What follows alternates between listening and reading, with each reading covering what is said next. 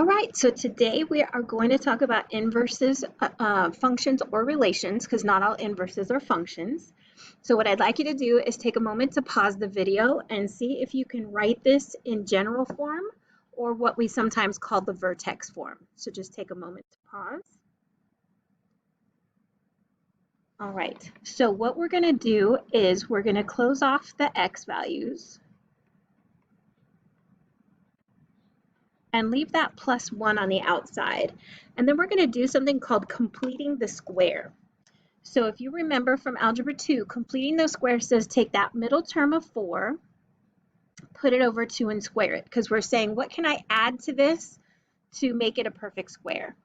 So when I do this, I get 2 squared, which is 4. So if I add 4 to this side, I need to add 4 to this side, right? So as I start to clean this up, I've got 4 plus y is equal to, and then you can either do the big X. So it says what multiplies to give me 4 that adds to give me 4. So 2 times 2 is 4 and 2 plus 2 is 4. So this is going to be x plus 2 times x plus 2. And then we have plus 1.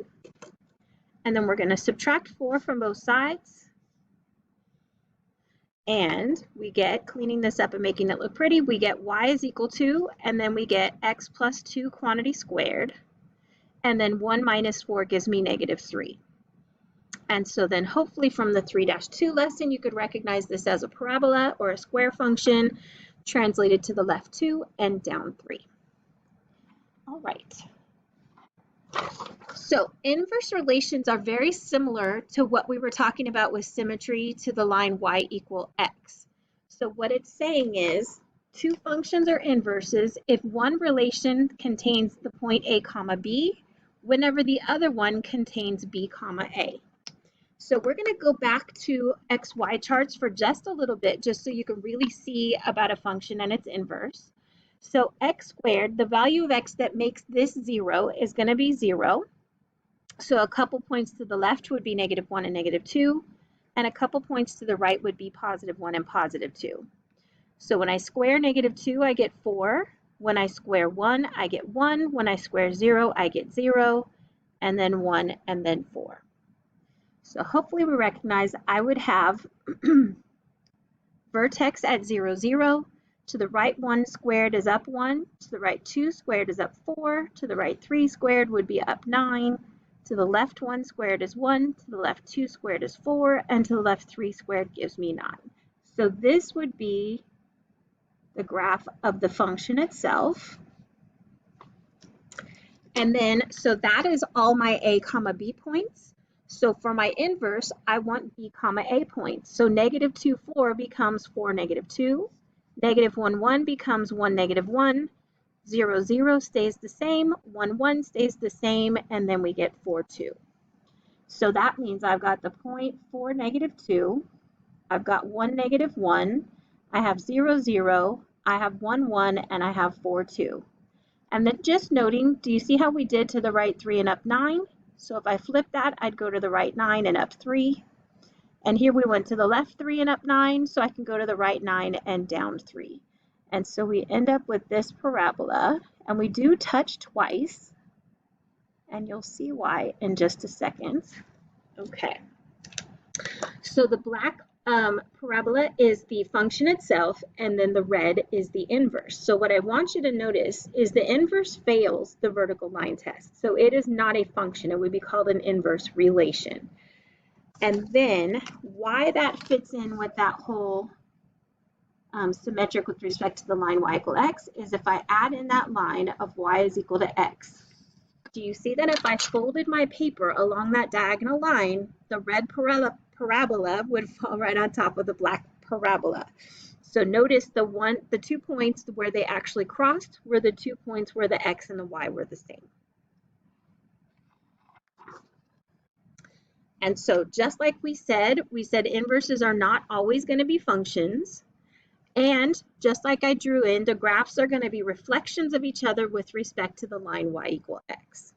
Okay, so notice no more xy charts because we don't need those anymore. So this one is going to be the cube function, and we're going to translate it to the right one. So we're going to start with our kind of vertex at +1. So the cube function says 1 step to the right cubed is 1, and 2 steps to the right cubed is 8. 1 step to the left, that's -1 cubed is -1, and -2 cubed is -8. So my original function looks something like this. And so all those points that I graphed, I'm going to flip my x and my y. So 3, 8 becomes 8, 3. 2, 1 becomes 1, 2. 1, 0 becomes 0, 1. And then 0, -1 becomes -1, 0. And -1, -8 becomes -8, -1. And so I can graph in this function. And I can call it a function because notice it does pass the vertical line test, so that would be an inverse function. And then just to prove it, we can add in the line y equal -x, and you don't have to do this on your homework unless you want to. And if I folded my paper along that line, the two functions would lay right on top of each other. So I want you to pause the video and I want you to go ahead and graph this function and graph its inverse. And again, try to do it without having an XY chart. So the function itself is an absolute value function. So we know that we need to get a V shape. And then this 3 says that we're going to be expanded vertically by a scale factor of 3. And then the +2 is outside of the absolute value, so that means that we're going to translate up 2. So we're going to start here at +2, that's our y-intercept. And then to the right one, the absolute value would have said go up 1, but I'm going to go up 3 times as high. To the right 2, the absolute value would have been 2, but I'm going to go up 6 because that's 3 times as high. 1, 2, 3, 4, 5, 6. All right. To the left one, the absolute value of -1 is +1, but I'm going to go up 3 times as high, so I'm going to go up 3. And to the left 2, the absolute value of -2 is +2, but I'm going to go up 3 times as fast. So my function is this absolute value graph. And so those points that we found, we're going to reverse them and figure out what the new graph is going to be. So I have a point at 2, 8, so I'm going to go to 8, 2. I have a point at 1, 5, so I'm going to go to 5, 1. And I have a point at 0, 2, so I'm going to go to 2, 0. I have a point at -1, 5, so I'm going to go to 5, -1. And I have a point at -2, 8, so I'm going to go to 8, -2. And so when I draw this in, I hope that you're noticing that we no longer have a function, that this would be an inverse relation because it fails that vertical line test. It hits the pen at more than one point. All right, and then if you just want to check yourself, you could draw in this line, y equal x. And then if we folded our paper along that line, you would see that those two absolute value graphs would fall right on top of each other. All right, so to see if an inverse is going to be a function, we can use what's called a horizontal line test on the original function. So notice when I reflect across that line, anything that was vertical becomes horizontal, and anything that's horizontal becomes vertical. So doing a vertical line test on the new function is the same as a horizontal line test on the old one. So notice the black function here passes the horizontal line test, so its inverse is a function. And this one fails the horizontal line test, so its inverse is not a function. So that's what the horizontal line test is. All right, so now what we want to do is to be able to find it algebraically, okay? And then to state whether the inverse is a function. So if it's a function, we're not going to have any plus or minus when we're done in the problem. So if we take a look at this, f of x really means y, letting us know that it's a function. So then for the inverse, so they're not equal to each other, this is the inverse, we could say x is equal to y squared. So notice all I did was switch the x and the y because the a and the b becomes b comma a. And then I have to solve for y. So if you notice, I'm going to take the square root of both sides. And anytime I do that, I have to do plus or minus. And so I get y is equal to plus or minus the square root of x. Okay, so because I have a plus or minus, that says that almost every x value other than 0, when I substitute it, so for example 4, I'm going to have x equals 4 and y equals positive 2, and x equals 4 and y is equal to negative 2.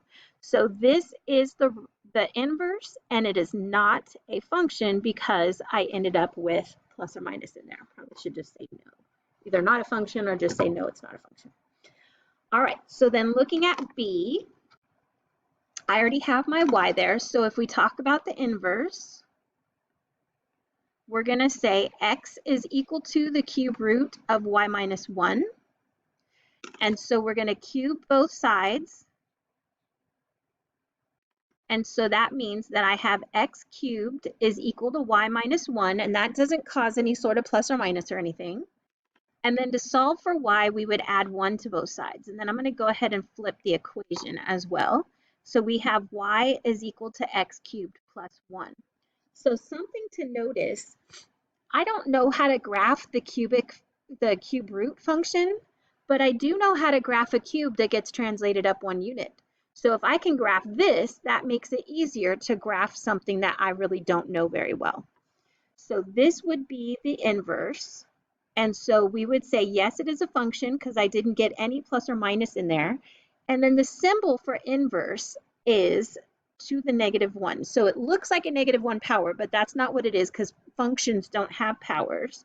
So this is called f inverse of x is equal to x cubed plus 1. So it's letting me know, the negative 1 is letting me know that it's an inverse of the original function.